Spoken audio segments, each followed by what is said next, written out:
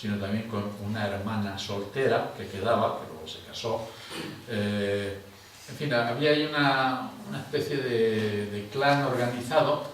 que para la nuera entrar y romper eso en una sociedad de esa alta montaña tan cerrada era muy complicado, muy difícil. Ahí sí que la nuera tiene que usar toda clase de artimañas, toda clase de inteligencia, toda clase de tacto, de todo, para ir entrando con cierta suavidad, porque al fin y al cabo todo el mundo sabe que a la larga va a ser la dueña de todo, va a ser la que se va a quedar como dueña de toda la ambiente. Esto en todas partes ocurre, pero quizá en aquella sociedad montañesa tenía mayor importancia, porque además luego ya tanto ella como él iban a tener que cuidar de los padres, iban a tener que cuidar, por supuesto, de los hijos, pero también de los cuñados o cuñadas que seguían viviendo en la casa, porque muchas veces cuando uno de los hermanos no tenía posibilidades de salir o bueno, no tenía dónde meterse, seguía viviendo en la casa, seguía haciendo su vida allí de soltero, era el tión que llamaban, y ese tión vivía allí y tenían que cuidarlo y tenían que, aunque él también tenía que colaborar con las labores de la casa, pero al fin y al cabo era una persona más con la que había que aguantar, aparte de cuidar a los padres sobre todo. Bien, estoy diciendo todo esto en un momento en que está a punto de desaparecer. A mí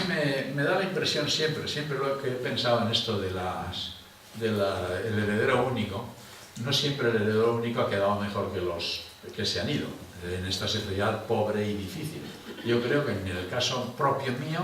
tengo la impresión de que 3 hermanos de mi padre que se fueron a Argentina, de jóvenes ya, y vivieron toda su vida en Argentina y murieron allí, yo creo que los 3 vivieron mucho mejor que mi padre. Por ejemplo, que se quedó en la casa y que tuvo que echar para adelante, el mantener aquella casa y hacer que no se cayera, que no dejara de funcionar. Pero yo creo que en esta institución del heredero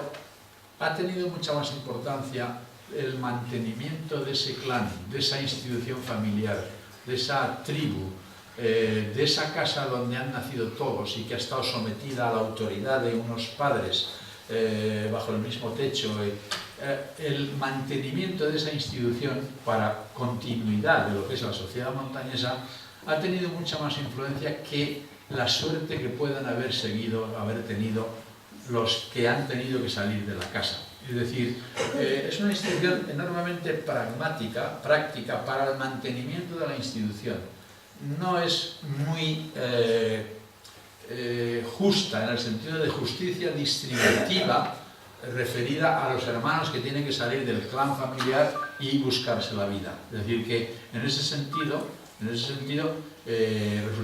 era más importante la continuidad que el hecho de los que tenían que irse y cómo tenían que irse. Pero es que esto era un aspecto menor, yo creo. Es decir, que para ese cambio familiar y esa sociedad familiar, lo que le ocurriera a cada uno, lo que tuviera que hacer cada uno y en qué condiciones, era importante si se quiere, pero siempre un punto menor comparado con el hecho de que hubiera alguien, uno de los hermanos, normalmente el mayor, pero no siempre, que se quedara en la casa, que estuviera dispuesto a casarse allá, a tener familia allí y a continuar en la institución familiar. Bueno, me he alargado un poco con esto del heredero, pero quería decir 2 cosas sobre el aspecto físico de las casas, porque, bueno, también son parecidas a lo mejor. Pero la casa allí, bueno, como todas, era una casa de esas de piedra, de paredes grandes, donde en la parte de abajo había pues zonas para almacenar cosas, las patatas, el vino, lo del cerdo, todo lo que hubiera que tener allá guardado. Se llamaban bodegas, pero no eran bodegas de vino. Había una donde se guardaba el vino que se incubaba para todo el año, porque ahí no se produce vino. En cambio, pues venían camiones, se incubaba vino. Además se incubaba bastante, pues porque la gente en las labores del campo, como en todas partes, usaba bastante, bebía bastante vino en sus almuerzos, en fin, en todo momento. Luego, normalmente en la parte primera pues había pues lo de siempre, un comedor, una cocina grande, porque era la única dependencia en la que se podía estar en invierno, la única que tenía algún tipo de buena calefacción de la leña, ¿no? Y luego había pues alguna otra dependencia por ahí para muchas cosas, de trastos, de 1000 cosas, ¿no? En esa parte. Yo recuerdo que en casa había una que se llamaba masadería. yo nunca he visto amasar nada, pero debió ser algún sitio donde hacían pan o y se llamaba masadería. Y había otro que se llamaba el cuarto de la fuente, pues porque, por lo visto, antes de que llegara el agua corriente a las casas, pues había una fuente cercana que la habían conducido a ese cuarto, y ahí entraba el agua en casa. No había agua corriente, pero había agua de una fuente y la llamaban, pero bueno, eso es lo que había en mi casa. Y arriba por las habitaciones y la falsa que eran falsas muy abiertas porque no había los tejados de ahora y eran falsas muy frías, porque los aleros de los tejados normalmente dejaban pasar la luz y el frío y el aire. No eran unos tejados herméticamente cerrados como ahora, que los hacen de forma que sirven de guardillas para poder vivir la gente, para poder... Esto es el aspecto. Pero la casa, como había tanta nieve y tales situaciones de incomunicación en invierno,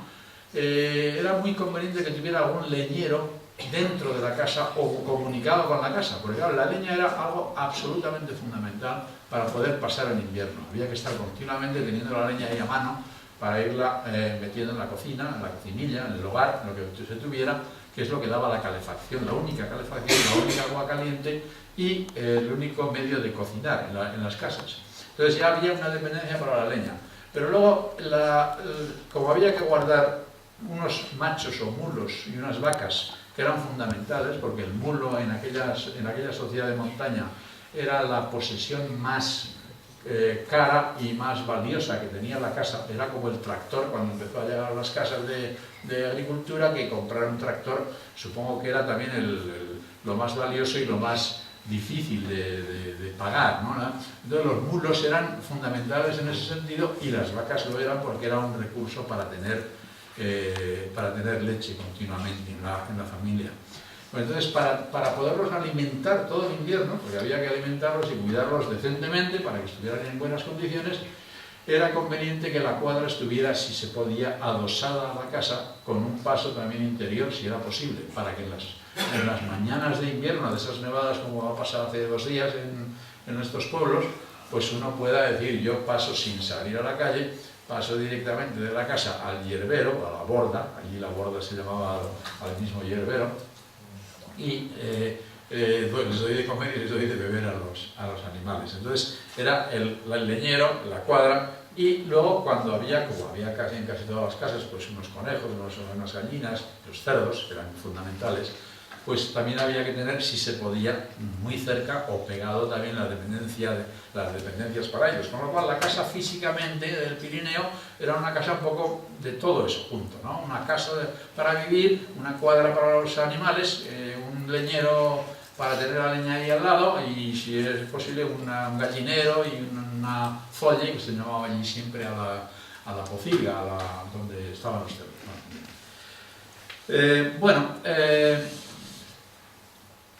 Yo quería decir 4 cosas nada más de las actividades tradicionales que eran fundamentales para poder subsistir allá.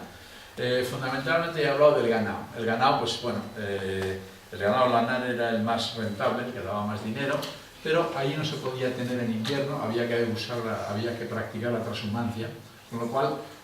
pues al llegado fin de octubre o algo así, los ganados bajaban a la tierra baja, a montes que alquilaban. Muy pocos, algunos tenían la posibilidad de comprarse, o algunos lo hicieron, de comprarse su monte, con lo cual quería decir que tenía potencial económico y que además luego tenía unos grandes ahorros porque iba a su monte, ¿no? Pero la mayor parte de la gente alquilaba un monte en la tierra baja y esos ganados bajaban. Siempre había un ganadero principal, que era el que tenía más posibilidades y más ganado, y había otros que eran atajeros, que añadían su ganado a los ganados principales, y todos juntos con sus pastores mayorales y rapatanes, que decían allí, o rabadanes, bajaban al valle y pasaban el invierno aquí abajo. Luego en mayo volvían a subir arriba y entonces ya subían a las montañas y ya no tenían problemas de estabulación. Pero claro,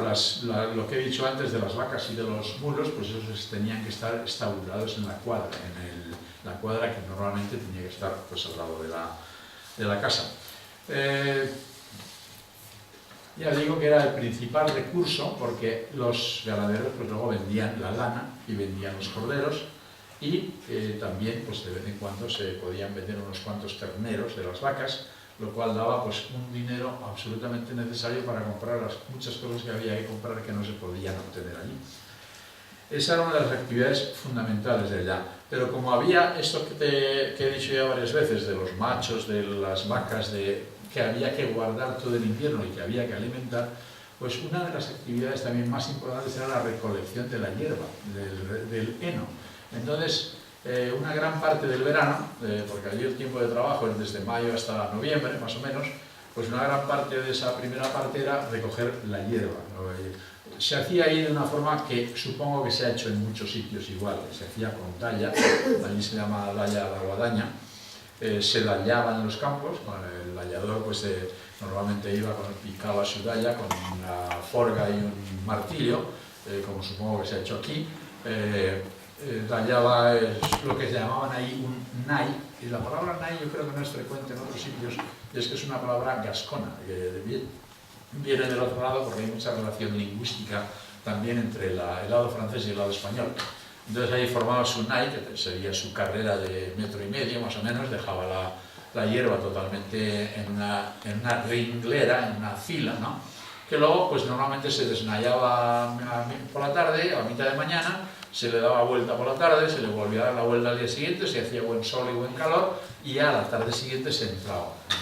La forma de recogerla, bueno, pues con unas cubiertas que eran unas mantas grandes con unos vertudillos, unas anillas y unos ramales, pues se hacía una carga con unos 12 brazados de hierba bien apretada, se ataban muy bien, formaban unos cilindros grandes, y esos cilindros se montaban en los machos. No había ninguna posibilidad en aquella alta montaña de usar carros, y eso era una dificultad tremenda. Todo lo que se transportaba sobre machos, y eso era muy penoso, muy largo y muy costoso, pero había que hacerlo así. Entonces el macho iba aparejado con su baste, el baste era una especie de albarda muy dura, con listones de madera, cubierto de cuero y por debajo con mucha lana para evitar que aquello le produjera llagas al macho, que allí siempre se llamaban tocaduras, las llagas esas que les hacían a los machos, y bueno, cada carga costaba un esfuerzo grande de llevarlo. De hecho, los machos de vez en cuando, por aquellos caminos tan difíciles, pues de vez en cuando torcían, que se decía. Torcían quería decir que se les iba la carga a un lado o a otro, y eso que la aseguraban bien, y había que parar y había que volver con unos garrotes que usaban para tensionar más las sogas, pues la enderezaban y seguían hasta casa. Luego muchas veces el que los llevaba